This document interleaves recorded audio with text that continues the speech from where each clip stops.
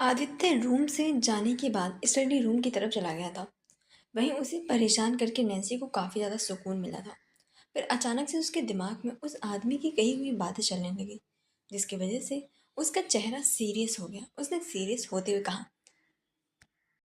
आखिर ये बड़ा बॉस है कौन और आदित्य के पीछे क्यों पड़ा है? और इसकी मुझसे क्या दुश्मनी थी?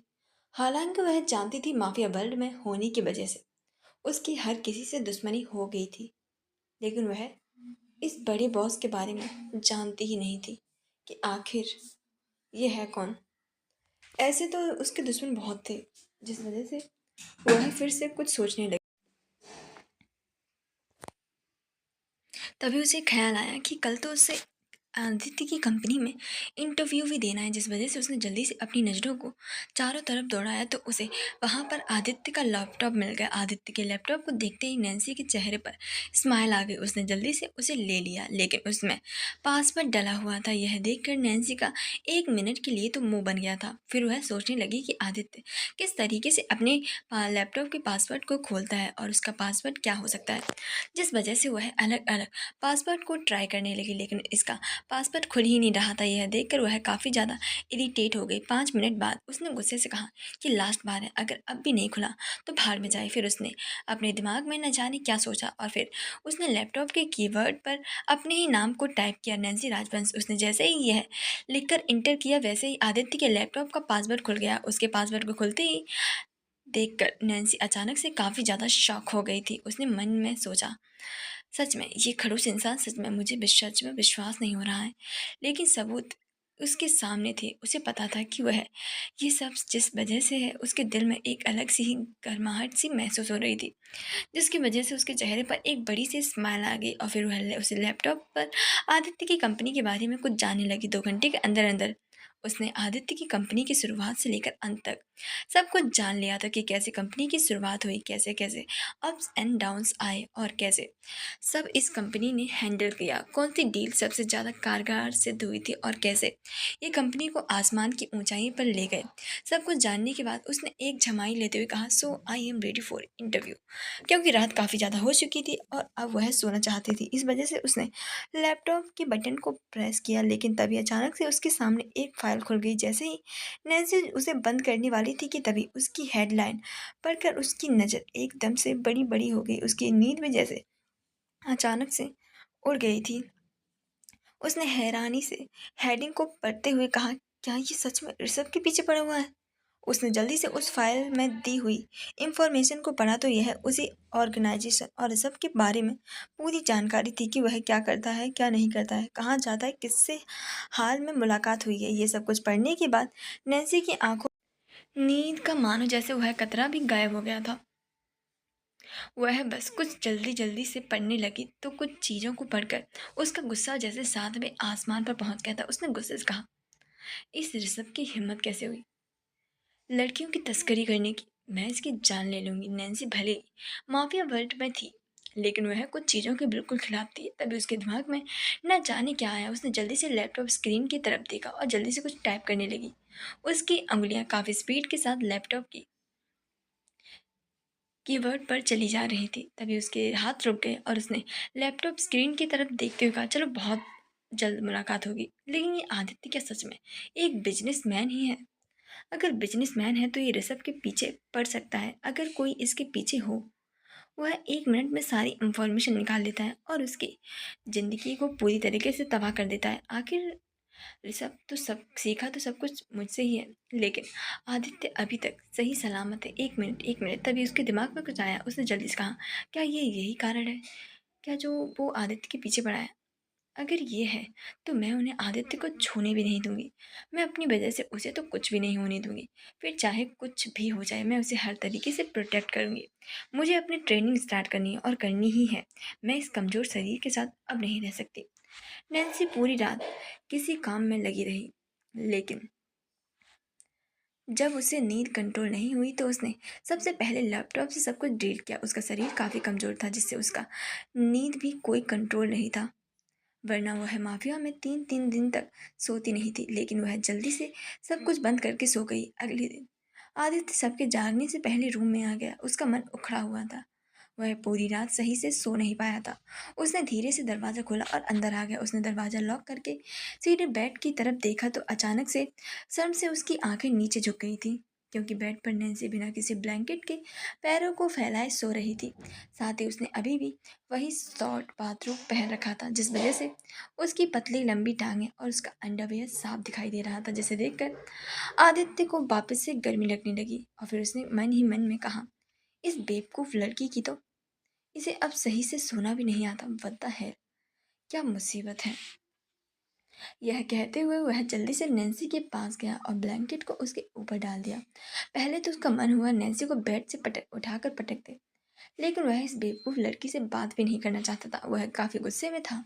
तभी उसे एहसास हुआ कोई उसे घूर रहा है, जिससे उसने जल्दी से अपनी नज़रें दौड़ाई तो वह छोटा सा बिल्ली का बच्चा था, जो नैन्सी के पेट पर लेटा हुआ था। और उसके ब्लैंकेट डालने से नैन्सी की तो नहीं, लेकिन उसकी नींद जरूर डिस्टर्ब हो गई थी, जिससे वह गुस्से से आदित्य को ही देख रहा था। वहीं उसे नैन्सी के पेट पर सोता देखकर आदित्य की आंखें छोटी हो गई थीं।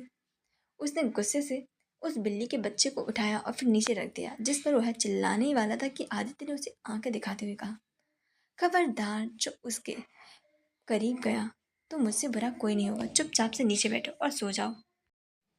अब उसकी नींद डिस्टर्ब नहीं होनी चाहिए। जिस पर वह बिल्ली का बच्चा ऐसे घूर रहा था जैसे कह रहा हो, ये सब बोलने वाले तुम होते कौन हो। जिस पर आदित्य ने गुस्से से धीरे से कहा, पति हूँ मैं उसका और वह मेरी बीवी है। यह सुनकर उस बिल्ली के बच्चे ने मुंह फेर लिया।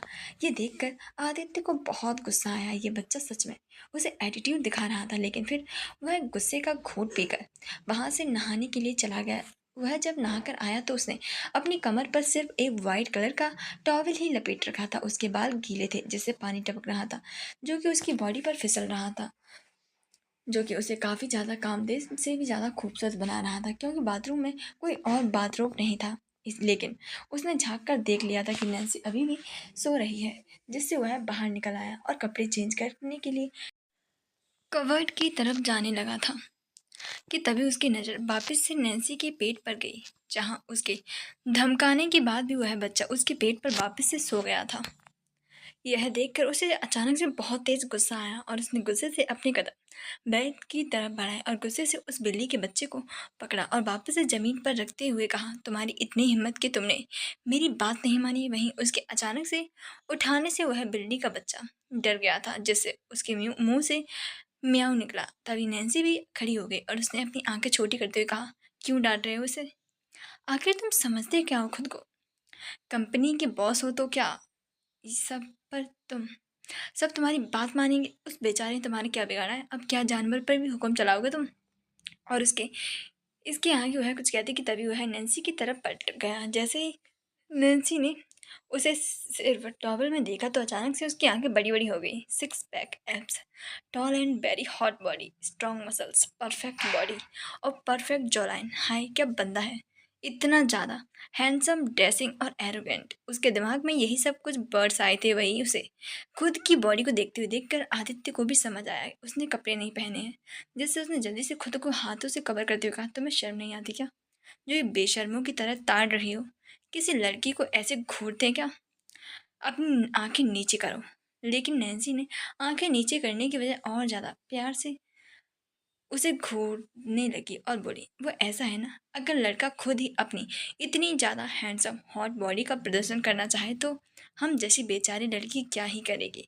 जिस पर आदित्य ने गुस्से से कहा, पहली बात, तुम कोई बेचारी नहीं हो, और क्या मतलब है अगर मेरी जगह कोई और होगा तब भी तुम ऐसे ही घूरोगी क्या? जिस पर नैन्सी ने दांत दिखाते हुए कहा, आई थिंक तुमसे ज़्यादा हैंडसम तो कोई हो ही नहीं सकता, लेकिन अगर तुम चाहते हो तो मैं किसी को ना घूरूं, तो मुझे खुद को घूरने दो। यह सुनकर आदित्य समझ गया कि वह क्या करने की कोशिश कर रही है, जिसने उसने वापस से खुद को कवर करते हुए कहा, तुम पहले तो लगता था तुम बहुत बदतमीज और बेशर्म लड़की हो, लेकिन तुम तो बहुत ज़्यादा बड़ी वाली ठरकी भी हो सच में। और वह गुस्से से वहां से जाने लगा। तभी नैन्सी ने अचानक से उसे रोकते हुए कहा, एक मिनट रुकना। जिस पर आदित्य ने गुस्से से कहा, अब क्या करना चाहती हो तुम? अब क्या मेरी इज्जत भी लूटने का इरादा है? लेकिन अब नैन्सी का चेहरा काफ़ी ज़्यादा सीरियस हो गया था और उसकी नज़र आदित्य के सीने पर बने हुए उस टैटू के ऊपर गई। वह बिना कुछ बोले उसके पास आई और उसके सीने को घूरने लगी। सच में यह वही टैटू था जिसकी वह आदमी बात कर रहा था। वहीं उसे ऐसे घूरने से बेचारा आदित्य अनकंफर्टेबल हो गया था और उसे अजीब सा महसूस होने लगा था, जिससे उसकी बॉडी भी गर्म होने लगी थी। वहीं नैन्सी उस टैटू को छूना चाहती थी, जिससे उसने अपनी अंगुली उसके सीने की तरफ बढ़ाई, लेकिन उसके ऐसे हाथ बढ़ाने से आदित्य बेचैन हो गया। उसने नैन्सी उसे छू दी उससे पहले ही उसने जल्दी से नैन्सी के हाथ को कसकर पकड़ा और गुस्से से अपने काफी करीब करते हुए अपने दोनों हाथों से उसके कंधे पर मजबूत करते हुए आंखों में आंखें डालकर गुस्से से कहा, लिसन मिस, लगता है तुम अपनी हद को भूल चुकी हो। मिस नैन्सी बसलर, अपनी हद में रहो। तुम समझ में आया? तुम सिर्फ मेरे लिए नाम की बीवी हो, मेरी बीवी नहीं हो जो मुझे कभी भी छू सकती हो या मेरे करीब आ सकती हो या मुझे सिड्यूस कर सकती हो। सोचना भी मत, क्योंकि ये कभी भी नहीं हो सकता। अपने दिमाग में ये बात डाल लो, तुम मेरी बीवी कभी नहीं बन सकती और ना ही हो सकती हो। तुम किसी भी लड़के को देखो, छुओ, लेकिन तुम मेरे करीब नहीं आ सकती, कभी भी नहीं। इसीलिए अपनी औकात में रहो, यही तुम्हारे लिए बेटर रहेगा, वरना मुझे 1 मिनट नहीं लगेगा तो मैं किसी दूध में पड़ी हुई मक्खी की तरह बाहर निकाल कर फेंकने में। तुमने कहा था ना, मेरी बात मानोगी तो सुनो, मेरे से 10 कदम की दूरी बना कर रखो, मेरे करीब आने की सोचना भी मत। समझ में आया? यह सब बोलते हुए उसके हाथ नैन्सी के हाथों पर कसते जा रहे थे, जिससे नैन्सी को काफ़ी दर्द हो रहा था। तभी नैन्सी ने उसे गुस्से से बेड पर धक्का दे दिया और वहां से क्लोजेट रूम की तरफ चला गया। उसकी आंखों में गुस्सा साफ था, लेकिन नैन्सी को समझ नहीं आ रहा था आखिर ये इतना गुस्सा कैसे हो गया। उसके दोनों कंधे इतना दर्द करने लगे थे, जैसे उसने गुस्से से कहा, यू बास्टर्ड, जैसे तो मैं तो मरी जा रही हूँ ना तुम्हारे लिए, तुम्हें छूने के लिए। लेकिन उसे आदित्य की कुछ बातें पता नहीं क्यों बहुत हर्ट की थी, जिससे उसने गुस्से से अपने हाथ बेड पर मारते हुए कहा, ठीक है, अब तुम भाड़ में जाओ, अब देखो मैं क्या करती हूँ मिस्टर आदित्य ओबरॉय। यह बोलकर वह गुस्से से बाथरूम में चली गई। वहीं बेचारा बिल्ली का बच्चा कभी क्लोजेट रूम को देखता तो कभी बाथरूम की तरफ देखता, फिर वह शांति से सो गया, जैसे मुझे क्या ही करना है। नैन्सी और आदित्य दोनों तैयार होकर नीचे डाइनिंग टेबल पर लंच करने के लिए आ गए थे। उन दोनों ने ही एक दूसरे को गुस्से से देखकर अपना मुंह फेर लिया और फिर जाकर चेयर को खींचकर बैठ गए। वहीं नैन्सी आदित्य के बगल वाली चेयर पर ना बैठने वाली थी कि तभी अचानक से उसने आदित्य की तरफ एक फेक स्माइल के साथ देखा और फिर उससे दूर हो जाकर 5वीं चेयर पर बैठ गई। यह करते हुए देखकर पूरी फैमिली उन दोनों को ही देख रही थी, जिस वजह से आदित्य को काफी ज्यादा गुस्सा भी आ रहा था कि आखिर ये लड़की करना क्या चाहती है। वहीं यह देखकर बीना जी, जो नैन्सी के बगल में बैठी हुई थी, उन्होंने पूछा, क्या हुआ बेटा, कोई बात है क्या? क्या आदित्य ने तुम्हें तंग किया है? जिस पर नैन्सी ने हंसते हुए कहा, नहीं ऐसी कोई बात नहीं है माँ। वो ऐसा है ना कि आज हमारी कंपनी में इंटरव्यू का पहला दिन है, इसीलिए मैं आपके साथ बैठना चाहती हूँ। वैसे भी अब पता नहीं मैं यहाँ कब आऊँगी। जिस पर बीना जी ने उसके हाथ पर अपना हाथ फेरते हुए कहा, अरे बेटा, ये तुम्हारा ही घर है, जब मन करे तब आ जाना, ठीक है? ये सब हमारे ही तो फैमिली है और तुम्हारे घर वाले हैं। तुम इस घर की बहू और बेटी दोनों हो, इसीलिए किसी भी चीज़ में कभी भी हिचकना नहीं। यह सब सुनकर नैन्सी ने खुशी खुशी अपना सिर हाँ में हिला दिया और सभी लोग नाश्ता करने लगे थे। नाश्ता करने के बाद सभी ने अपने अपने गिफ्ट्स को नैन्सी को दे दिया और फिर उसे वहाँ से विदा कर दिया। वह सभी लोग नैन्सी और आदित्य को कार में बैठाने के लिए आए, जिस पर नैन्सी आदित्य के साथ बिल्कुल भी नहीं बैठना चाहती थी, जिस वजह से वह ड्राइविंग सीट की बगल वाली चेयर पर बैठना चाहती थी। लेकिन जैसे ही आदित्य को एहसास हुआ कि वह क्या करने वाली है, उसने जल्दी से आगे बढ़कर नैन्सी के हाथ को कसकर पकड़ा और उसे जल्दी से रोक लिया और फिर अपने चेहरे पर झूठी मुस्कुराहट को लाते हुए नैन्सी के धीरे से कान में कहा, मेरी फैमिली के सामने फालतू में बेवकूफ़ी करना बंद करो और चुपचाप से मेरे साथ चलो, समझ में आया? जिस पर नैन्सी ने उसे काफ़ी तीखी नज़रों से घूरा, लेकिन उसने भी फैमिली की तरफ देखकर स्माइल दी और आदित्य उसके हाथ पकड़कर कार के अंदर बैठ गया। लेकिन जैसे ही वह कार वहां से निकली, उसने जोर से उसका हाथ छोड़ दिया, जिस पर नैन्सी ने गुस्से के साथ कहा, तुम्हारी आखिर प्रॉब्लम क्या है, बताओ मुझे, मुझे ऐसे हर्ट क्यों करते रहते हो? जिस पर आदित्य ने मुस्कुराकर कहा, लगता है मुझे अच्छा लगता है, मुझे सुकून मिलता है। बाय द वे, तुम मुझे बताओ कि तुम्हारी प्रॉब्लम क्या है? मैंने कहा था ना कि मेरी फैमिली के सामने को एक अच्छी बीवी की तरह बिहेव करना, कोई भी ड्रामा नहीं करना। फिर ऐसे दूर दूर क्यों भाग रही थी, जैसे मैं तुम्हें कच्चा चबा जाऊंगा। जिस पर नैन्सी ने गुस्से से भड़कते हुए कहा, क्या कहा तुमने? सच में तुम मुझे गलत बोल रहे हो, लगता है तुम्हारी मेमोरी बहुत वीक है। अब शक हो रहा है तुम इतनी बड़ी कंपनी के सीईओ कैसे बने हो। तुम सुबह की बात ही भूल गए। सुबह तुमने ही तो कहा था कि मैं 10 कदम की दूरी बनाकर रहूं, भूल गए प्राणनाथ। जिस पर आदित्य बेचारा क्या ही बोलता, उसकी तो जैसे बोलती ही बंद हो गई थी। सच में वह भूल गया था। वहीं नैन्सी यह सब बोल गुस्से से ग्लास विंडो से बाहर देखने लगी। उन दोनों की कार ओबरा मैंसन से काफी दूर आ चुकी थी। यह देखकर नैन्सी ने जल्दी से ड्राइवर से कहा, स्टॉप द कार। यह सुनकर आदित्य ने गुस्से से साथ नैन्सी की तरफ देखते हुए कहा, अब क्या है तुम्हें, कार क्यों रोकी, लड़ने के इरादा है तो सॉरी, माफ करो, मुझे तुमसे बहस करने का अपना दिमाग खराब नहीं करना। जिस पर नैन्सी ने हंसते हुए कहा, oh thank you so much, यही कुछ मेरा भी मानना है। मुझे भी तुम जैसे बदतमीज आदमी से कोई बहस नहीं करनी। बाय द वे, मैं तो आपने जो रूल चालू किया था ना, मैं तो उसी रूल को फॉलो कर रही हूँ।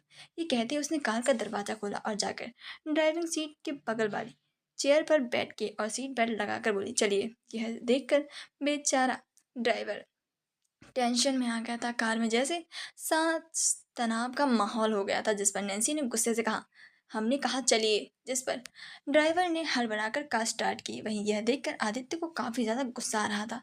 उसने गुस्से के साथ नैन्सी को रिव्यू मिरर से घूर कर देखा। जिस पर नैन्सी भी उसकी तरफ देखने लगी। ऐसा लग रहा था जैसे कि दोनों ही आंखों ही आंखों में लड़ाई हो रही हो और दोनों ही हार नहीं मानना चाहते थे। 1 घंटे बाद वह दोनों ही कंपनी के पास पहुंच गए थे, लेकिन नैन्सी ने जल्दी से कार को रोकने के लिए कहा, क्योंकि वह कोई तमाशा नहीं चाहती थी और यही आदित्य भी चाहता था कि किसी को उनकी शादी का पता ना चले। जिससे उसने थोड़ी दूर कार को रुकवा लिया था, क्योंकि उनकी शादी सीक्रेट हुई थी। जिस वजह से आदित्य ने भी कुछ भी नहीं कहा। वहीं नैन्सी कार के उतर कर जाने ही वाली थी कि तभी आदित्य ने आवाज लगाई, रुको। जिस पर नैन्सी ने बिना उसकी तरफ देखे कहा, बोलो क्या बोला है तुम्हें।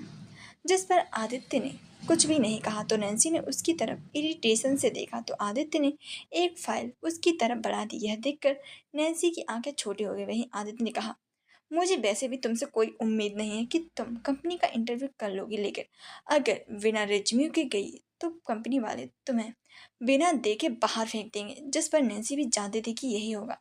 जिस वजह से उसने अपना गुस्से से हाथ बढ़ाकर उस फाइल को ले लिया और उसे देखने लगी तो उसमें उसके नाम के डेट ऑफ बर्थ के अलावा उसका वही बेकार रिजल्ट था और कुछ भी नहीं था। उसे लगा था शायद वह तरस खाकर उसकी मदद करेगा, बट ऐसा कुछ भी नहीं था।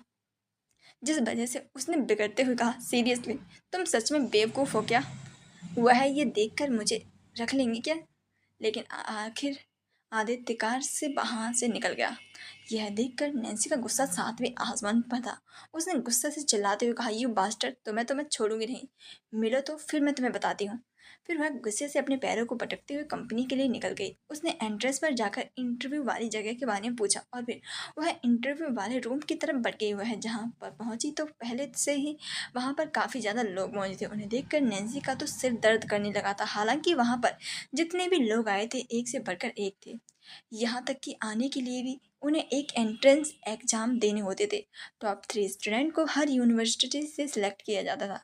उसके बाद ही वह इंटरव्यू में आ पाते थे, क्योंकि ओबरॉय कॉरपोरेशन देश को जानी मानी कंपनी थी जिसमें वहाँ पर हर कोई तो नहीं आ सकता था। लेकिन बीना जी के कहने पर आदित्य ने नैन्सी को इंटरव्यू को मौका दे दिया था। लेकिन उसके रेज्यूमे को देखकर सभी लोग एक से बढ़कर एक थे। लेकिन उसे पता था वह कर लेगी, क्योंकि वहां पर सभी लोग एक दूसरे से बातें किए जा रहे थे और नैन्सी को ऐसी भीड़ भाड़ और लगातार बातें करना बिल्कुल भी पसंद नहीं था। इस वजह से उसे काफ़ी ज़्यादा गुस्सा आ रहा था। थोड़ी देर बाद उन्हें एक बड़े से हॉल में ले जाया गया, जहाँ पर उनका एक बिजनेस से रिलेटेड कुछ सवालों का लेकर टेस्ट होने वाला था। सभी को 1 घंटे के अंदर अंदर वह टेस्ट खत्म करना था। 1 घंटे बाद वह टेस्ट खत्म हो गया और वह सभी लोग अब बड़ी बेसब्री से इंटरव्यू का वेट करने लगे। काफ़ी लोग तो काफ़ी नर्वस थे, लेकिन खुद को लगातार हौसला दे रहे थे। नैन्सी अपने हाथ फोल्ड करके सबको देख रही थी। नैन्सी बहुत अच्छी तरीके से हर एक सवाल का अच्छे तरीके से जवाब दिया था। टेस्ट के बाद वह काफ़ी ज़्यादा सेटिस्फाइड नज़र आ रही थी। और काफ़ी कॉन्फिडेंस भी अब इंटरव्यू का ही वेट कर रही थी उस जिसमें एक एक करके सभी लोगों को बुलाया जा रहा था। 1 घंटे बाद वेट करने के बाद उसका नंबर आया। तब तक वह इरिटेट हो गई थी, लेकिन वह काफ़ी ज़्यादा पेशेंट बनाए हुए रखी थी। जैसे ही उसका नाम बुलाया गया वह काफ़ी कॉन्फिडेंस से इंटरव्यू रूम के अंदर गई, जहाँ जाकर वह चेयर पर रखी हुई बैठ गई। उसके चार और पर्सनालिटी ही काफ़ी ज़्यादा अलग और अट्रैक्टिव थी, जिस पर कोई भी अट्रैक्ट हो सकता था। उसने सबसे पहले उन्हें ग्रीट किया और चेयर पर बैठ गई। उसे इतने कॉन्फिडेंस से बैठे हुए देखकर वहां पर बैठे हुए इंटरव्यू के लोग ने अपना सिर हाँ में हिलाया। नैन्सी के सामने 4 चेयर रखी हुई थी, जिसके ऊपर 4 लोग बैठे हुए थे, जिसमें 3 लड़के थे और एक लड़की थी। उसके कपड़े और पहनने के ढंग से ही समझ आ रहा था वह सभी लोग काफ़ी ज़्यादा क्लासिक और वेल मैनेज्ड नजर आ रहे थे। तभी उनमें से एक आदमी ने नैन्सी को देखते हुए उसकी प्रोफाइल को उठाया और फिर उसे देखकर वह हैरान हो गया कि बिना कॉलेज और इतने कम मार्क्स के साथ ये लड़की यहाँ पर पहुँच कैसे गई। इस वजह से वह वहाँ बैठे सभी के इस बारे में डिस्कस करने लगा, जिस पर यह देखकर सभी लोग काफ़ी ज़्यादा हैरान थे। तभी सबसे लास्ट में बैठे हुए आदमी ने नैन्सी को टेस्ट पेपर की कॉपी को दिखाते हुए कहा, ये ये कैसे मुमकिन है? अगर ये कभी बिजनेस के बारे में पढ़ी ही नहीं है तो इसके आंसर इतने ज़्यादा क्लियर और सही कैसे हैं? क्योंकि यहाँ पर जितने भी स्टूडेंट ने टेस्ट दिए हैं उसमें सबसे ज़्यादा बेस्ट कोई है ही, कोई है तो वह सिर्फ और सिर्फ यही है। इसके सारे आंसर काफ़ी ज़्यादा क्लियरली और लॉजिक से भरे हुए थे। यह सुनकर सभी लोग आपस में बातें करने लगे कि आखिर ऐसे कैसे हो सकता है। वह लड़की जो कभी कॉलेज में ग्रेजुएशन के लिए नहीं गई, उसके पास बिजनेस की इतनी अच्छी खासी नॉलेज कैसे हो सकती है? और लाजमी था कोई भी इस बात पर शक करेगा, जिस वजह से एक आदमी ने नैन्सी की तरफ देखते हुए कहा, मिस नैन्सी बंसल, क्या आप मुझे बताएंगी कि आपको बिजनेस की इतनी अच्छी खासी नॉलेज कैसे हुई, जबकि आप कॉलेज कहीं गई ही नहीं है, ना ही आप पढ़ाई में भी अच्छी थी। यह सुनकर नैन्सी ने उसकी तरफ देखते हुए कहा, हाँ सच है, मैं कभी कॉलेज नहीं गई, ना ही मैं पढ़ाई में अच्छी हूँ, लेकिन मुझे बिजनेस में बहुत इंटरेस्ट था, जिस वजह से मैंने ऑनलाइन बिजनेस की स्टडी की है। साथ ही मैंने बिजनेस बुक्स को पढ़ा है, उन्हीं से मुझे ये जो नॉलेज मिली है। यह सुनकर सभी लोग फिर से आपस में बातें करने लगे। वहाँ पर 3 लोग काफ़ी ज़्यादा नैन्सी सेटिस्फाइड लग रहे थे, लेकिन वहाँ पर बैठी हुई लड़की ने नैन्सी को ऊपर से नीचे देखते हुए कहा, कहीं तुमने कोई चीटिंग तो नहीं की है ना? यह सुनकर नैन्सी के चेहरे पर मुस्कान आ गई और उसने मुस्कुराते हुए कहा, क्या आप ये बोलने की कोशिश कर रही हैं कि यहाँ पर कोई भी चीटिंग करके आ सकता है और कंपनी में शामिल हो सकता है? मैम, ओबरॉय कॉरपोरेशन एशिया की सबसे बड़ी कंपनी है, जिसके साथ बड़े बड़े लोग और बड़ी बड़ी फैमिली के अमीर बच्चे भी काम करना चाहते हैं, लेकिन वह लोग अपने काम में सक्सेसफुल नहीं हो पाए, क्योंकि यहाँ पर काम करने के लिए इंसान में काबिलियत की ज़रूरत होती है, ना कि पैसों की। ये कंपनी आज यहाँ पर पहुँची है क्योंकि यहाँ पर सभी लोग अपनी काबिलियत पर काम करते हैं। अगर आपको ये लगता है कि मैंने पैसों से पहले से ही इस कंपनी के सारे टेस्ट क्वेश्चंस को चुरा लिया होगा, तो बाहर बैठे हुए अमीर फैमिली के लड़कों ने भी यही किया होगा। लेकिन अफसोस कि सबसे टॉप पर मैं हूँ। साथ ही अगर ऐसा होता तो मुझे नहीं लगता कि कंपनी यहाँ तक पहुँचती भी। यह सुनकर सभी लोग इम्प्रेस लग रहे थे, लेकिन उस लड़की ने नैन्सी को देखते हुए कहा, तुम्हारा दूसरा सवाल, मुंबई की एक कंपनी है मेहरा ग्रुप ऑफ कंपनी, उसके शेयर्स की कीमत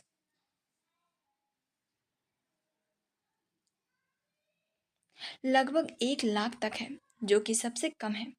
साथ ही दिन प्रतिदिन उसकी कंपनी में काफ़ी ज़्यादा ग्रोथ हो रही है, जिससे लगता है कि अगर हम उसके शेयर्स को खरीदते हैं तो आगे जाकर हमें प्रॉफिट ही होगा। तो तुम्हें क्या लगता है, क्या हमें उसके शेयर्स खरीदना चाहिए या फिर नहीं? हमें खरीदने पर प्रॉफिट होगा या फिर लॉस? यह कहते हुए उसने नैन्सी की तरफ मुस्कुरा कर देखा और फिर उसने अपने हाथ से बगल में जो चेयर पर रखे लैपटॉप रखा हुआ था उस तरफ इशारा किया, जिस पर नैन्सी ने उस लैपटॉप को उठाया और उसे सामने रखते हुए जल्दी से मेहरा ग्रुप ऑफ कंपनी के बारे में रिसर्च करने लगी। इंटरव्यू देने के लिए वहाँ पर टाइमर भी लगा हुआ था, जिस पर 10 मिनट के अंदर अंदर ही तुम्हें अपने सवालों का जवाब देना होता था। अगर उससे ज़्यादा टाइम लगा तो फिर तुम्हें इंटरव्यू से बाहर कर दिया जाएगा। नैन्सी ने 2 मिनट बाद ही अपना सिर उठाया और फिर बड़ी कॉन्फिडेंस के साथ कहा, हमें उनके शेयर्स को नहीं खरीदना चाहिए, और अगर हमने खरीदा तो सिर्फ और सिर्फ हमें लॉस ही होगा। जिस पर उस लड़की ने अपनी बाहें ऊपर करते हुए कहा, और क्यों?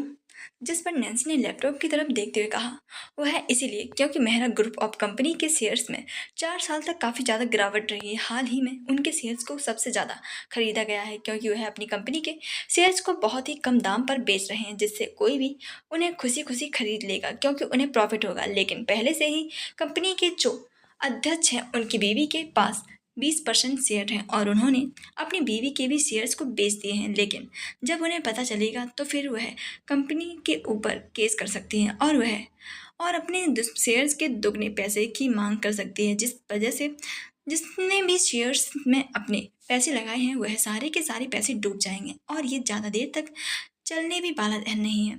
इसीलिए ये सिर्फ एक फ्रॉड है। ये सुनकर वहाँ पर सभी लोग काफ़ी ज़्यादा इम्प्रेस लग रहे थे। वहीं उस लड़की के चेहरे पर भी स्माइल आ गई थी। लेकिन वह लड़की और वह आदमी कुछ बोलते उससे पहले उस रूम का दरवाज़ा खुला और आदित्य पूरे बॉस के अंदाज में उस रूम में इंटर हुआ। उसके पीछे पीछे उसका असिस्टेंट चिराग भी चल रहा था। उसके एंटर होते ही सभी लोग अचानक से खड़े हो गए और आदित्य के आगे अपना सर झुका दिया। लेकिन नैन्सी अभी भी चेयर पर बैठी हुई थी, उसकी तरफ ही देख रही थी। वहीं यह देखकर वह चारों नैन्सी को घूरने लगी, जिस पर उसे एहसास हुआ कि वह क्या कर रही है। तो वह जल्दी से खड़ी हुई और अपना सर झुकाकर आदित्य को ग्रीट किया, जिस पर आदित्य ने सभी को बैठने का इशारा किया और वह भी वहां पर रखी हुई एक बड़ी सी चेयर पर जाकर बैठ गया। उसने नैन्सी को नज़रअंदाज करते हुए वहां पर बैठे उन चारों की तरफ देखते हुए कहा, इंटरव्यू का क्या रिजल्ट है? जिस पर उस लड़की ने मुस्कुराते हुए कहा, बॉस हमने अभी तक 8 लोगों को सिलेक्ट किया है जो कि काफ़ी बेस्ट है। यह कहते हुए उसने सभी के रिज्यूमे आदित्य की तरफ बढ़ा दिया। आदित्य सभी को देखने लगा। तभी उस लड़की ने नैन्सी की तरफ देखते हुए कहा, लेकिन बॉस ये तो नैन्सी बंसल है, ये भी सबसे ज़्यादा बेस्ट है, उन सभी में सबसे ज़्यादा है। लेकिन यह कभी भी कॉलेज नहीं गई है, ना ही स्टडी बैकग्राउंड अच्छा है, लेकिन इसकी बिजनेस नॉलेज काबिलियत तारीफ है। यह कहते हुए उसने नैन्सी के रिज्यूमे और टेस्ट कॉपी दे दी, जिस पर आदित्य ने एक नज़र नैन्सी पर डाली, जिस पर नैन्सी ने जबरदस्ती मुस्कुरा दिया। जब आदित्य ने भी नैन्सी की टेस्ट कॉपी देखी तो उसने अपने मन ही में कहा, सच में आउटस्टैंडिंग, बट हाउ? वहीं नैन्सी उसके एक्सप्रेशन को देखते हुए अपने मन में बोली, कहीं ये मुझे रिजेक्ट तो नहीं कर देगा ना? अगर कर दिया ना तो मैं इसकी जान ले लूँगी सच में। वहीं आदित्य ने उसे पकड़े हुए कहा, इसे भी सिलेक्ट करो। यह बोलकर वह खड़ा हुआ और वहां से चला गया। वहीं चिराग ने अपनी लेडी बॉस को देखकर हैरान था। फिर उसने उसे थम्स अप का इशारा किया, जिस पर नैन्सी ने मुस्कुरा दिया। वहीं नैन्सी भी खुश हो गई थी। वहीं उस लड़की ने मुस्कुरा कर कहा, तुम्हारा स्वागत है। फिर उसने किसी को कॉल करके नैन्सी को वहां मार्केटिंग डिपार्टमेंट में ले जाने के लिए बोल दिया। उस स्टाफ मेंबर ने नैन्सी को ले जाकर मार्केटिंग डिपार्टमेंट में छोड़ दिया। साथ ही उसे उसकी डेस्क बताकर उसे क्या काम करना है ये भी बता दिया था। और फिर वह वहाँ से चला गया था, जिस पर नैन्सी अपना सिर हाँ में हिलाकर काम में लग गई थी। लेकिन उसने इस चीज़ पर ध्यान नहीं दिया कि पूरा मार्केटिंग डिपार्टमेंट में काम करने वाले एम्प्लॉय उसकी तरफ ही देख रहे थे। पहला आखिर वह काफ़ी भला की खूबसूरत जो थी, और दूसरा जब भी कोई भी इस उसकी टीम में आता है तो खड़े होकर उन लोगों को ग्रीट करता था। लेकिन नैन्सी ने आकर ना तो उन्हें अपना इंट्रोडक्शन दिया, ना ही उन्हें ग्रीट किया था। बस चुपचाप से आकर डेस्क पर बैठकर अपने काम में लग गई थी, जिस वजह से काफ़ी लोग तो उसे घमंडी कहने लगे थे, साथ ही एटीट्यूड वाली भी। साथ ही लड़कियों भी आपस में नैन्सी की बुराई करने लगी थी कि आखिर कार ये नैन्सी खुद को समझती क्या है, खुद को खूबसूरत है तो क्या, हम सब के इसके गुलाम है क्या? लेकिन नैन्सी सब चीज़ों से अनजान अपने काम पर फोकस कर रही थी। आखिर उसकी पर्सनालिटी ही बॉस वाली थी। वह क्यों किसी को इग्नोर करेगी? उसे तो आता ही नहीं था इग्नोर करना, ग्रीट करना। उसने तो कभी किसी को ग्रेट, थैंक यू, सॉरी किया ही नहीं था। सिर्फ माफिया वर्ल्ड में ऋषभ को छोड़कर, यहाँ पर आदित्य को छोड़कर, आखिर थी तो वह एक बॉस ही, जिससे उसे कैसे ही पता चलता कि उसे कब क्या करना चाहिए। सभी लोग आपस में बातें ही कर रहे थे कि तभी मार्केटिंग डिपार्टमेंट में अचानक से कोई आया। जैसे ही सभी ने देखा कि वह कौन है तो अचानक से सभी की बोलती बंद हो गई। वह सभी लोग जल्दी जल्दी से अपने काम में लगे हुए। कोई और नहीं था बल्कि चिराग था। चिराग ने सभी को गुस्से भरी नज़रों से घूर कर देखा और फिर नैन्सी के पास जाकर नरम पड़ते हुए कहा, मिस नैन्सी, आपको हमारे बॉस बुला रहे हैं, आप हमारे साथ चलिए। नैन्सी जो कि जॉब मिलने की खुशी में काफ़ी अच्छे मूड में थी और काम कर रही थी, उसका मूड अचानक से बॉस सुनते ही खराब हो गया और एक पल के लिए तो वह भूल ही गई थी कि वह ऑफिस में है, जिस वजह से उसके गुस्से के साथ कहा, क्या आपके बॉस को मुझसे क्या काम है? लेकिन जैसे उसने ये कहा वैसे ही पूरा मार्केटिंग डिपार्टमेंट उसकी तरफ हैरानी से देखने लगा था। वहीं यह सुनकर तो चिराग की भी आंखें बड़ी बड़ी हो गई थी। वहीं उसके चेहरे का रंग को बदलते देखकर नैन्सी को एहसास हुआ कि कुछ तो गलत है, जिस वजह से उसने अपनी नज़रों को चारों तरफ दौड़ाई तो सभी लोग उसे ही गुस्से भरी और नफरत भरी नज़रों से देख रहे थे। यह देखकर नैन्सी ने अपनी बोलती को आंखें बंद कर ली और उसे समझ में आया कि यहाँ पर आदित्य उसका बॉस है और बॉस के आगे कोई सवाल नहीं किया जाता है, बल्कि सीधे उनके ऑर्डर्स को मानना होता है। जिस वजह से उसने जल्दी से अपनी बात को सही करते हुए कहा, ओके मैं चल रही हूँ। यह वो कहते हुए वह जल्दी से अपनी चेयर से खड़ी हुई और वह अपने लंबे लंबे कदमों को बढ़ाते हुए जल्दी जल्दी से वहां से जाने लगी। उसे ऐसे भागते हुए देखकर चिराग भी जल्दी जल्दी से उसके पीछे पीछे भागा। वहीं उसके वहां से जाते ही वापस से पूरी डिपार्टमेंट में बातें होने लगी कि कैसी लड़की है, खुद को समझती क्या, इतना एटीट्यूड किस बात का। बहुत सी सवाल कर रही थी। हद होती है, ऐसी लड़की को कंपनी में जॉब मिली कैसे, मिल गई है तो ज़्यादा टिकने वाली नहीं है, आज ही कंपनी से बाहर हो जाएगी। उसने ना तो हम सभी को ग्रीट किया और ना ही चिराग सर को, बल्कि वह तो चिराग सर से ऐसे बात कर रही थी, उसने उन्हें सर भी नहीं कहा बल्कि वह उनके आगे आगे चल रही थी जैसे कि वह यहाँ की बॉस हो। इन्हीं सब बातों की वजह से वहाँ पर हर किसी का मन में नैन्सी के लिए सिर्फ तिरस्कार के अलावा और कुछ भी नहीं था। वहीं वहाँ से निकलने के बाद नैन्सी ने चिराग की तरफ देखते हुए पूछा, आपके बॉस को ऑफिस में कोई काम नहीं है क्या? मैं यहाँ क्या आई, यहाँ पर भी मुझे परेशान करना शुरू कर दिया। आखिर मुझसे उन्हें क्या काम होगा? जिस पर चिराग ने हड़बड़ाते हुए कहा, लेडी बॉस वह तो मुझे भी नहीं पता, लेकिन बॉस आपको बुला रहे हैं और मैं उनके ऑर्डर्स को टाल नहीं सकता। जिस पर नैन्सी को काफी ज्यादा गुस्सा तो आ रहा था। उसका मन कर रहा था कि वह आदित्य का मुंह तोड़ दे। आखिरकार वह खुद बोलता है कि उससे 10 कदम की दूरी बनाकर रखे, लेकिन बार बार वही किसी न किसी काम से उसे बुलाता रहता है। थोड़ी देर बाद चिराग ने नैन्सी को आदित्य के ऑफिस से बाहर लेकर पहुंच गया। उसने नैन्सी को वहां से अकेली जाने के लिए बेस्ट ऑफ लक किया और अपने दांत दिखाते हुए वहां से निकल गया। जिस पर नैन्सी ने खुद के गुस्से को कंट्रोल किया और फिर गुस्से के ऑफिस के दरवाजे को खोलते हुए बोली, मिस्टर आदित्य आपको मुझसे क्या काम है? आपने नहीं कहा था कि आपसे दूर। यह बोलते बोलते वह रुक गई। उसके शब्द जैसे उसके गले में ही अटक गए। तभी नैन्सी को उसने ऊपर किसी की नजरें, एक चीर देने वाली नजरें सुनाई महसूस हुई। जब उसने उधर सर घुमाकर देखा तो आदित्य बॉस की चेयर पर बैठा हुआ उसकी तरफ काफी गुस्से भरी नजरों से घूर रहा था। यह देखकर उसने जल्दी से अपनी नजरों को इधर उधर करते हुए अपना सिर झुकाते हुए कहा, सॉरी मुझे पता नहीं था आपकी मीटिंग चल रही है, सॉरी। वहां पर आदित्य के अलावा दो और लोग मौजूद थे, जिससे मैं एक वही लड़की थी जिसने नैन्सी का इंटरव्यू लिया था और एक आदमी था जिसे नैन्सी नहीं जानती। वह दोनों ही नैन्सी की तरफ काफ़ी अजीब निगाहों से देख रहे थे। आखिर नैन्सी ने आदित्य को बॉस की जगह उसका नाम लेकर जो बुलाया था, वहीं उस लड़की ने अपने मन में कहा, बेवकूफ़, आजकल की लड़कियां पता नहीं क्या समझती हैं खुद को। अगर होशियार हैं तो अपने बॉस की रिस्पेक्ट करना भूल जाती हैं। आज तक मैंने भी बॉस का नाम नहीं लिया और ये सीधे नाम ही लेने पर शुरू हो गई। खैर आज की मेहमान है। यह बोलते हुए उसके चेहरे पर एक बड़ी सी स्माइल आ गई हुई थी। वहीं यह देखकर नैन्सी को भी अपनी गलती का एहसास हुआ था। उसने जल्दी से अपना सिर झुकाते हुए कहा, सॉरी बॉस, मैं बाद में आती हूँ, सो सॉरी। यह बोलकर वह जल्दी से वहां से जाना चाहती थी कि आदित्य की गुस्से से भरी आवाज आई, रुक जाओ। यह सुनते ही नैन्सी के कदम अपनी अपनी जगह पर ही रुक गए। उसकी हिम्मत ही नहीं हुई कि वह अपने कदम को आगे बढ़ाए।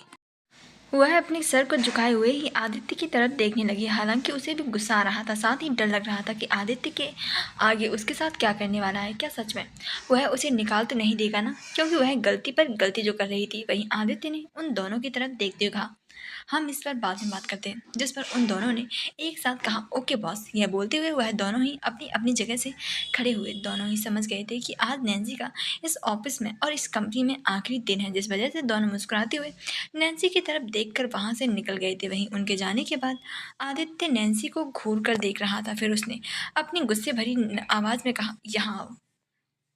जिस पर नैन्सी ने उसकी तरफ देखते हुए कहा, मैं अब से ध्यान रखूंगी कि तुम मेरे बॉस हो और मैं वहां नहीं आ सकती।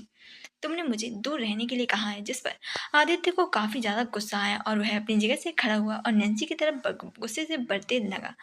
वह इतने गुस्से में था जैसे नैन्सी का खून ही कर देगा। क्या सच में आज नैन्सी का इस कंपनी में आखिरी दिन है, अगर नहीं तो आदित्य किस बात से इतना ज़्यादा नाराज है। आदित्य को गुस्से से अपनी तरफ आते देखकर नैन्सी ने हड़बड़ाते हुए कहा, तुम मेरे पास क्यों आ रहे हो? तब तक आदित्य गुस्से से उसके पास आकर आ चुका था और उसने जल्दी से नैन्सी को पीछे दरवाजे की तरफ धक्का दिया और अपने हाथों से उसके अगल बगल रखते हुए बोला, तुम क्या छोटी बच्ची हो जो तुम्हें कंपनी में ऐसे कैसे काम करते हैं वो भी नहीं आता? मैं तुम्हारा बॉस हूँ, इसलिए पहला मेरे से रिस्पेक्ट से पेश आओगी। तुम या तो तुम या तू करके बात नहीं कर सकती, हमेशा आप बोलोगी, और दूसरा मेरा नाम भी तुम नहीं ले सकती, इसीलिए मुझे बॉस कहकर बुलाओगे। तीसरा, किसी की भी कैबिन में जाने से पहले डोर को नॉक करते हैं, इसीलिए जब भी आओ डोर नॉक करके आना, अंडरस्टैंड? जिस पर नैन्सी उसकी तरफ बल के झपकाते हुए देख रही थी। क्या वह उसे कंपनी में कैसे काम करते हैं इसके रूल्स बता रहा था। जब आदित्य ने देखा कि वह कुछ भी नहीं बोल रही है तो उसने आंखें छोटी करते हुए कहा, मैंने क्या कहा समझ में आया या नहीं? जिस पर नैन्सी उसे घूर कर देखती बोली, तो आपको यही काम था मुझसे? जिस पर आदित्य उसे घूरते बोला, एक और बात तुम्हें सीखनी चाहिए, अगर बॉस कुछ बोल रहा हो तो उसे सवाल पूछने की बजाय बस मान लेना चाहिए। जिस पर नैन्सी ने इरिटेट होते कहा, सॉरी बट मेरे खून में नहीं है, मैं किसी का ऑर्डर नहीं मानूं। जिस पर आदित्य ने हल्का मुस्कुराते हुए कहा, तुम शायद भूल रही हो, तुमने कहा था तुम मेरी सारी बात मानोगी वरना मैं छिपकली को लेकर आऊँ। यह सुनते ही नैन्सी की आंखें बड़ी बड़ी, उसने जल्दी से कहा, ओके ओके मैं मान रही हूँ, मैं आपकी सारी बात अच्छे से मानूंगी, ओके बॉस। यह सुनकर आदित्य खुश गया। जिस पर नैन्सी ने गुस्से से अपने मन में कहा, हद होती यार, माफिया की बॉस थी, शेर भी सामने हो तब भी डर ना लगे, लेकिन इस लड़की के शरीर में आकर हर छोटी चीज़ से डर लगता हुआ काफ़ी इरिटेट थी। उसे बिल्कुल भी नहीं पसंद था कि कोई उसकी कमजोरी को पकड़कर उसे कंट्रोल करे, लेकिन यह नैन्सी से बचपन से ही डर वाले माहौल में पड़ी बड़ी थी और उसके अंदर हर चीज़ के लिए डर भरा हुआ दिया था, जिसे वह कुछ भी नहीं कर सकती थी। लेकिन जब नैन्सी ने देखा आदित्य अभी भी उसके पास खड़ा है तो उसे घूरते हुए कहा, अगर आपका काम हो गया तो मैं जा सकती हूँ बॉस। और हाँ, एक चीज़ की रिक्वेस्ट है बॉस कि आप मेरे से दूर रहकर बात किया करिए, सुबह आपने ही कहा था। साथ ही ये ऑफिस है, अगर कोई मुझे हमें देखेगा तो सोचेगा हमारे भी कुछ चल रहा है बॉस। उसने ये बातें काफ़ी चाशनी में डुबो डुबो कर आदित्य को कही थी, जो कि आदित्य को किसी जहर से कम नहीं लग रही थी। जिसने आदित्य मुस्कुराकर उसकी कमर पर हाथ रखते हुए बोला, तो क्या हमारे बीच कुछ नहीं है क्या? यह है नैन्सी को शरारत भरी नज़रों से देख रहा था, जिस पर नैन्सी का मन कर रहा था कि वह उसका मुंह तोड़ दे। फिर उसने अपने चेहरे पर जबरदस्ती की फेक स्माइल को लाते हुए कहा, बिल्कुल भी नहीं बॉस, हमारे बीच बिल्कुल भी कुछ नहीं है, सिर्फ आप हमारे बॉस हैं और मैं आपके एम्प्लॉय। जिस पर आदित्य ने उसकी कमर पर अपनी पकड़ और टाइट कर दी है। देखकर अब नैन्सी का सब्र जवाब देने लगा था। उसने अपने गुस्से से आदित्य के हाथ को दरवाजे से हटाया और घुमाकर उसके पीठ पर लगाकर बोली, बॉस शायद आप भी अपनी बात को भूल रहे हैं, आपने हमसे कहा था कि 10 कदम की दूरी बनाकर रखें, तो प्लीज़ 10 कदम की दूरी मेंटेन करिए और कोई काम है तो बोलिए, वरना मुझे टाइम वेस्ट करना बिल्कुल भी नहीं पसंद बॉस। ये बोलकर उसने आदित्य को जोर से धक्का देते हुए उसके हाथ को छोड़ दिया और अपने हाथ को साफ किया और उसके चेहरे पर एक बड़ी सी मुस्कुराहट को लेकर वहाँ से जाने लगी कि आदित्य ने जल्दी से तेजी दिखाते हुए उसके हाथ को कसकर पकड़ लिया और उसके हाथ को पीछे पीठ से लगाकर अपने करीब कर दिया और उसकी आंखों में देखते हुए बोला, तुम्हारी हिम्मत दिन ब दिन बढ़ती जा रही है और ये मूव तुमने कहाँ से सीखा? जिस पर नैन्सी ने उसकी आंखों में देखते हुए गुस्से के साथ कहा, एक्चुअली ना बॉस, कुछ लोग कमीने होते हैं जो बेवजह ही लड़की को यहाँ वहाँ टच करने लगते हैं, तो बस उन्हें सबक सिखाने के लिए ये सीखा है। इसीलिए प्लीज़ आप भी मेरे से दूर रहकर बात किया करिए, ऐसे हर बात पर चिपक क्यों रहे हैं? जिस पर आदित्य ने उसे और अपनी बॉडी से सटाते हुए कहा, क्या सच में तुमने मुझे कमीना कहा? लेकिन एक दिन पहले तो कोई मेरे साथ भी बहुत कमीनापन कर रहा था, अब क्या हुआ? जिस पर नैन्सी ने गुस्से के साथ उसकी आंखों में घूर कर देख रही थी, जैसे कि उसे खा ही जाएगी। यह देखकर आदित्य ने मुस्कुराकर कहा, सॉरी बट तुम मेरा कुछ नहीं कर सकती। उसने जैसे ही ये कहा वैसे ही नैन्सी ने गुस्से से अपने पैर को उठाया और अपनी हाई हील्स की नोक से आदित्य के पैर पर जोर से दे मारा, जिस वजह से आदित्य की पकड़ अचानक से उसके हाथों पर ढीली हो गई। यह होते ही नैन्सी जल्दी से उससे 2 कदम पीछे जाकर खड़ी हो गई और उसे मुस्कुराते हुए देखने लगी। वहीं आदित्य दर्द में उसे देखते हुए गुस्से के साथ बोला, तुम तुम उसका पैर बहुत तेज दर्द कर रहा था। जिस पर नैन्सी ने अपने चेहरे की मुस्कान को और बड़ी करते हुए कहा, मैं चलती हूँ बॉस, अगली बार अगर मुझसे कोई काम हो तभी बुलाना, अपना ध्यान रखना। यह बोलकर वह जल्दी से वहाँ से चली गई। वहीं उसके आदित्य जाने के बाद आदित्य पैर को गुस्से से पटकते हुए बोला, छोड़ूंगा नहीं तुम्हें। ये बोलकर उसने गुस्से से चिराग को कॉल किया। तभी अचानक से दरवाज़ा जोर से खुला और चिराग जल्दी से उसके आगे झुकते हुए बोला, यस बॉस बोलिए। वहीं उसके अचानक से आने से आदित्य को तो जैसे हार्ट अटैक ही आने वाला था। उसका फ़ोन लगभग उसके हाथ से गिरने ही वाला था। उसने गुस्से से चिल्लाते हुए कहा, बेवकूफ़, तुम आखिर दरवाजे पर क्या कर रहे थे? कहीं तुम बिना बातें तो नहीं सुन रहे थे ना? अब तुम चुगल खोर भी बन गए। और तुम्हें भी बताना पड़ेगा क्या कि दरवाज़ा नॉक करके आया करो। जिस पर चिराग ने जल्दी से माफ़ी मांगते हुए कहा, so sorry boss, I am really sorry, आइंदा ध्यान रखूंगा। जल्दीबाजी में था बॉस, और आपकी हमने कोई बात नहीं सुनी। आप भूल रहे हैं ये ऑफिस साउंड प्रूफ है। जिस पर आदित्य का मन कर रहा था कि वह अब उसका सर दीवार पर दे मारा। वहीं चिराग भी समझ गया था कि आदित्य का पारा अभी हाई है, जिससे उसने डरते हुए कहा, बॉस कोई काम है? जिस पर आदित्य ने गुस्से से एक तरफ इशारा करते हुए कहा, ये जितनी भी फाइल हैं उस लड़की को देख रहा और बोला शाम तक काम हो जाना चाहिए। उसकी बात सुनकर चिराग ने उस तरफ देखा तो वहाँ पर फाइल का ढेर लगा हुआ था। उसने हैरानी से कहा, लेडी बॉस का पहला दिन है और वो इतना काम, वो भी शाम तक? इम्पॉसिबल है बॉस। लेडी बॉस पर थोड़ा सा तरस खाई हुआ है बेचारी। लेकिन बोलते बोलते उसके शब्द जैसे उसके गले में ही अटक गए, क्योंकि आदित्य किसी भूखे भेड़िए की तरह उसे घूर कर देख रहा था, जैसे उसने एक शब्द और कहा हुआ है, इस दुनिया से गायब कर देगा। आदित्य ने अपने गुस्से को कंट्रोल करते हुए कहा, अगर बेचारी लग रही है तो सारा काम 1 घंटे के अंदर अंदर तुम करो, वरना इस ऑफिस से कल से कदम मत रखना। यह सुनकर चिराग की आंखें फटी की फटी रह गई। 10 घंटे का काम 1 घंटे में करना, ये तो बिल्कुल ही इम्पॉसिबल था। जिससे उसने जल्दी से फाइल की तरफ बढ़ते हुए कहा, मैं देने जा रहा हूँ बॉस। और वह उन ढेर सारी फाइल मुश्किल से उठाकर काफ़ी मायूसी के साथ नैन्सी के टेबल डेस्क पर पहुंचा। तो आगे की स्टोरी सुनने के लिए इस चैनल को लाइक, सब्सक्राइब एंड शेयर जरूर करना। थैंक